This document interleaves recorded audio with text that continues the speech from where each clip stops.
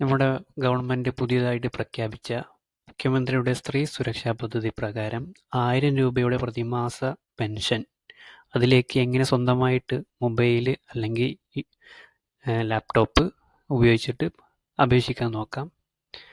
അപ്പോൾ ആദ്യം തന്നെ നമ്മുടെ ചാനലൊന്ന് സബ്സ്ക്രൈബ് ചെയ്തിട്ട് അതുപോലെ ബാക്കിയുള്ളവർക്കെല്ലാം ഷെയർ ചെയ്ത് കൊടുക്കുക. ഇത് കെ സ്മാർട്ട് വഴിയാണ് അപേക്ഷിക്കുന്നത്. ഈ വെബ്സൈറ്റിൽ നിങ്ങൾക്ക് പഞ്ചായത്തിൽ നേരിട്ട് പോകാതെ തന്നെ പല സർവീസുകളും മൊബൈൽ വഴി അപേക്ഷിക്കാനും നേടിയെടുക്കാനും പറ്റും. അപ്പോൾ അതെങ്ങനെ നോക്കാം. ആദ്യം ഗൂഗിളിൽ പോയിട്ട് കെ സ്മാർട്ട് എന്ന് ടൈപ്പ് ചെയ്യുക. ആദ്യം വരുന്നത് തന്നെ കെ സ്മാർട്ടിൻ്റെ വെബ്സൈറ്റാണ്. അതിനകത്ത് നിങ്ങൾ ക്ലിക്ക് ചെയ്ത് കഴിഞ്ഞാൽ കെ സ്മാർട്ടിൻ്റെ വെബ്സൈറ്റ് ഓപ്പൺ ആവും. ഇതിൽ രജിസ്റ്റർ ചെയ്യണം ആദ്യം. അപ്പോൾ അതിന് നമ്മൾ രജിസ്റ്റർ എന്നുള്ള ഓപ്ഷൻ ഉപയോഗിച്ചിട്ട് ഒരു പ്രൊഫൈൽ നമ്മുടെ ആധാർ കാർഡ് മൊബൈൽ നമ്പറൊക്കെ ഉപയോഗിച്ചിട്ട് സിറ്റിസൺ രജിസ്ട്രേഷൻ ക്ലിക്ക് ചെയ്തിട്ട് നടത്തുക. ഞാൻ ഓൾറെഡി ഇതിനകത്ത് രജിസ്ട്രേഷൻ നടത്തിയതാണ്, അപ്പോൾ എനിക്ക് ലോഗിൻ ചെയ്താൽ മതി. അപ്പോൾ ഈ ലോഗിൻ ചെയ്യാൻ ഇവിടെ മുകളിൽ റൈറ്റ് സൈഡിൽ ലോഗിൻ ഉണ്ട്. അപ്പോൾ ആദ്യം രജിസ്റ്റർ ചെയ്തിട്ട് പിന്നെ ലോഗിൻ ചെയ്യണം.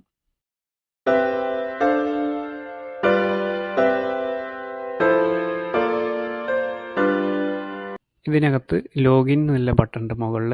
അതിൽ സിറ്റിസൺ ലോഗിൻ എന്ന് കൊടുക്കുക. ഒന്ന് ലോഡായി വന്നു കഴിഞ്ഞ് അപ്പോൾ ഇതിൽ നമ്മൾ രജിസ്റ്റർ ചെയ്ത ഇമെയിൽ ID അത് ക്ലിക്ക് ചെയ്ത് കൊടുക്കുക.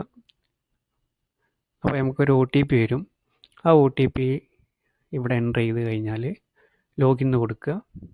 താഴത്ത് നേരെ നമ്മളുടെ പ്രൊഫൈലിലേക്ക് വന്ന് ഇവിടെ നമ്മൾ മുമ്പ് കൊടുത്തിരിക്കുന്നതും പുതിയ കൊടുക്കാൻ വന്ന അപേക്ഷകളെല്ലാം കാണാൻ പറ്റും. അപ്പോൾ ഇതിനകത്ത് ഇവിടെ ചീഫ് മിനിസ്റ്റർ സ്ത്രീ സുരക്ഷാ സ്കീം എന്ന് കാണാൻ പറ്റും. അതിൽ ക്ലിക്ക് ചെയ്യുക. അതിനുശേഷം നമുക്ക് വിൻഡോ ഓപ്പൺ ആവും. അപേക്ഷയുടെ 6 സ്റ്റേജാണ് ഉള്ളത്. അപ്പോൾ നമുക്ക് ആദ്യം ഫസ്റ്റ് സ്റ്റേജിൽ ജില്ല സെലക്ട് ചെയ്യുക. പിന്നീട് നമ്മളുടെ ലോക്കൽ ബോഡി ഏതാണ്, പഞ്ചായത്തോ മുനിസിപ്പാലിറ്റി സെലക്ട് ചെയ്ത് അതിൻ്റെ പേര് സെലക്ട് ചെയ്യുക. ശേഷം ആധാർ കാർഡ് വെരിഫിക്കേഷന് വേണ്ടിയിട്ട് നിങ്ങളുടെ ആധാർ കാർഡ് നമ്പർ കറക്റ്റായിട്ട് എൻ്റർ ചെയ്ത് കൊടുക്കുക. ആധാർ കാർഡ് വെരിഫിക്കേഷൻ ഉണ്ട്. അപ്പം എന്ത് ചെയ്യുക, ആധാർ കാർഡ് കറക്റ്റായിട്ട് ടൈപ്പ് ചെയ്ത് കൊടുക്കുക. അതിനുശേഷം ആധാർ കാർഡിൽ നമ്മുടെ നെയിം ഉണ്ടാവും. ആ നെയിം ഇംഗ്ലീഷിൽ അതേപോലെ ടൈപ്പ് ചെയ്ത് കൊടുക്കുക. അതിനുശേഷം റൈറ്റ് സൈഡിൽ വാലിഡേറ്റ് എന്നുള്ള ഓപ്ഷന് ഉപയോഗിച്ച് എഗ്രി കൊടുത്ത് ആക്സെപ്റ്റ് കൊടുക്കുക.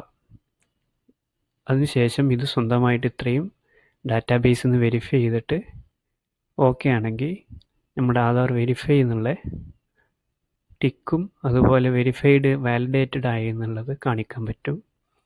ശേഷം താഴെ വാർഡ് നമ്മൾ സെലക്ട് ചെയ്തിട്ടുണ്ടായില്ല, അതുപോലെ അതും സെലക്ട് ചെയ്യുക. ശേഷം താഴെ റേഷൻ കാർഡ്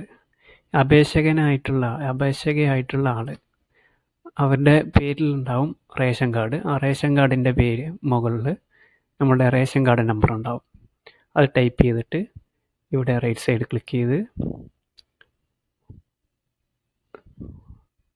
അത് ഓട്ടോമാറ്റിക്കായിട്ട് ലോഡായിട്ട് വെരിഫൈ ആവും. താഴെ ഭാഗത്ത് നമ്മുടെ അപേക്ഷൻ്റെ ഓട്ടോമാറ്റിക്കായിട്ടുള്ള പേരും വയസ്സ്, ഉടമസ്ഥ, അങ്ങനെയുള്ള എല്ലാ കാര്യങ്ങളും വരും.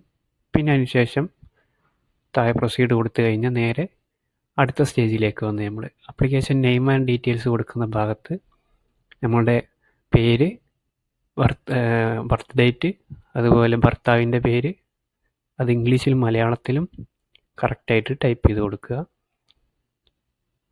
അതുപോലെ ഹൗസ് നെയിം, അതുപോലെ ഹൗസ് നമ്പർ ഇതെല്ലാം ശരിയായി തന്നെ ടൈപ്പ് ചെയ്യുക.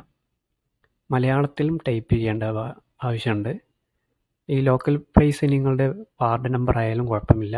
മെയിൻ നിങ്ങളുടെ ടൗൺ ഏരിയ അല്ലെങ്കിൽ വില്ലേജ് അങ്ങനെയുള്ള ഭാഗങ്ങൾ എഴുതാൻ പറ്റും. നിങ്ങൾക്ക് മലയാളത്തിൽ നിങ്ങളുടെ വാട്സപ്പിൽ എവിടെയെങ്കിലും ടൈപ്പ് ചെയ്ത് കോപ്പി ചെയ്തിട്ട് ചെയ്താൽ മതി. പിന്നെ അടുത്ത സ്റ്റേജ് നമ്മൾ വരുന്നത് ജോബ് ഡീറ്റെയിൽസ്. ഈ അപേക്ഷിക്കുന്ന ആൾക്ക് എന്താണ് ജോബ്, എംപ്ലോയി ആണോ, ഹോം മേക്കർ ആണോ? സാധാരണ വീട്ടമ്മമാരൊക്കെ ഹോം മേക്കർ ആയിരിക്കും, അത് കൊടുക്കുക. അതല്ല വേറെ എന്തെങ്കിലും കാറ്റഗറി ആണെങ്കിൽ അത് കൊടുക്കുക. അതിനുശേഷം അടുത്ത സ്റ്റേജ് വന്ന് നാലാമത്തത് ബാങ്ക് അക്കൗണ്ടാണ്. അപ്പോൾ അവിടെ അതിൻ്റെ ഡീറ്റെയിൽസ് ബാങ്ക് നെയിം സെലക്ട് ചെയ്യുക. ശേഷം ബ്രാഞ്ച് നിങ്ങൾക്ക് ഇതിനകത്ത് കാണാൻ പറ്റുന്നുണ്ടെങ്കിൽ അത് സെലക്ട് ചെയ്യുക. ഇല്ലെങ്കിൽ നേരെ IFSC കോഡ് എൻ്റർ ചെയ്ത് കഴിഞ്ഞാൽ നിങ്ങൾക്ക് ഓട്ടോമാറ്റിക്കായിട്ട് നിങ്ങളുടെ ബ്രാഞ്ച് നെയിം കണ്ടെത്താൻ പറ്റും.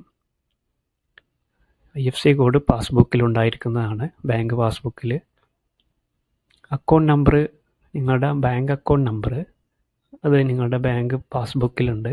അത് കറക്റ്റ് അതേപോലെ എൻ്റർ ചെയ്ത് വീണ്ടും അത് എൻ്റർ ചെയ്യുക. ഓക്കെ കൊടുക്കുക.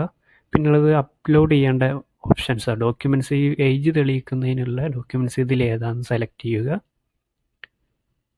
ആ സെലക്ട് ചെയ്ത ഡോക്യുമെൻറ്റ്സിൻ്റെ അറ്റാച്ച് ഡോക്യുമെൻ്റ് എടുത്ത് ആ ഡോക്യുമെൻ്റ് തന്നെ നമ്മൾ അപ്ലോഡ് ചെയ്ത് കൊടുക്കണം. നമ്മുടെ മൊബൈൽ അല്ലെങ്കിൽ ലാപ്ടോപ്പിൽ നിന്ന് അപ്ലോഡ് ചെയ്യുക. ഫോട്ടോയും അപ്ലോഡ് ചെയ്യുക. പ്രൊസീഡ് കൊടുക്കുക. ലാസ്റ്റ് ഇതിൻ്റെ എലിജിബിലിറ്റി ചെക്ക് ചെയ്യുന്നതാണ്. ഇത്രയും എലിജിബിലിറ്റി ചെക്കിംഗ് ഉണ്ട്. അപ്പോൾ ഇതിൽ എല്ലാം നോ കൊടുക്കുക. അഞ്ചാമത്തെ പോയിൻ്റ് ഒഴികെ ബാക്കിയെല്ലാം നോ കൊടുക്കുക. നിങ്ങൾക്ക് വേറെ ഏതെങ്കിലും തരത്തിലുള്ള പെൻഷൻ വാങ്ങുന്ന ആളാണെങ്കിൽ നിങ്ങളിതിന് അർഹനല്ല. അപ്പോൾ ശ്രദ്ധിക്കുക, അഞ്ചാമത്തേത് നിങ്ങൾ കേരളത്തിൽ സ്ഥിരതാമസമാണെങ്കിൽ മാത്രം യെസ് കൊടുക്കുക. ബാക്കിയെല്ലാം നോ കൊടുക്കുക. നിങ്ങൾക്ക് മലയാളം ടൈപ്പ് ചെയ്തിട്ട് ഇംഗ്ലീഷ് ബുദ്ധിമുട്ടാണ് അപേക്ഷിക്കാനെങ്കിൽ മുകളിൽ ML എന്ന് കണ്ടോ, ആ ഭാഗത്ത് ക്ലിക്ക് ചെയ്ത് കഴിഞ്ഞാൽ മലയാളത്തിൽ അപേക്ഷിക്കാൻ പറ്റും. ലാസ്റ്റ് ഇതെല്ലാം ശേഷം പ്രൊസീഡ് കൊടുക്കുക. നമ്മളുടെ 3 മിനിറ്റ് കൊണ്ട് നമ്മളുടെ എല്ലാ പ്രോസസ്സും കഴിഞ്ഞ് ML എന്നുള്ള ഭാഗത്ത് ക്ലിക്ക് ചെയ്ത് കഴിഞ്ഞാൽ നിങ്ങൾക്ക് മലയാളത്തിൽ തന്നെ അപേക്ഷ സമർപ്പിക്കാൻ കഴിയും. വേണ്ട, എല്ലാം മലയാളത്തിൽ ചോദിക്കുന്നുണ്ട്.